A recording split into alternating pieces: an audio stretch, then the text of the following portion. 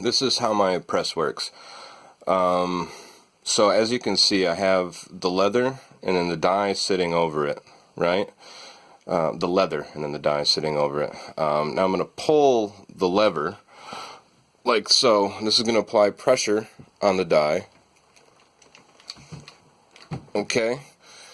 Now I'm moving this underneath. The white thing you see under the bottom, that's a piece of nylon. I don't know if you can hear that, but you can sometimes feel and hear how it pushes through the leather. Maybe you saw that one. So now I'm taking it out, and you can see I did a few presses. You can see on this part it doesn't really look like it cut through the leather, so I'm going to have to put that back in there. Alright, that sounds like it went through. So now, okay, more or less came out. Alright. So we have our cut piece. So you can see that I had to move that a few different times over there. This allows you to push it through. So if you look at the die, you'll see those like little dots. Those are the teeth that punch the sewing holes on the other side. If you don't have something pushing those down, that's going to allow them to push up through the board, and they're not going to penetrate the leather. So right now I'm taking a quick look at this to make sure that I have the sewing holes, which I more or less do, and then I can more or less remove this. Okay, so that's our finished piece, and then this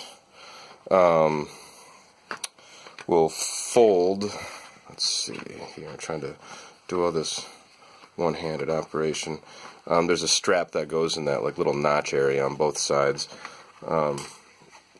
This is a bit thicker leather, so you know that, because you know I like to use that kind of leather. So that's like that, and then this comes down. The strap will go over that. I think you kind of get the idea, right?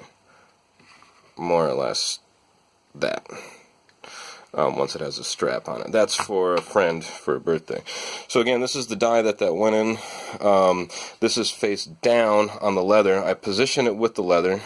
If I put a nylon plate on this thing, then I could use the leather up here on this side and push down.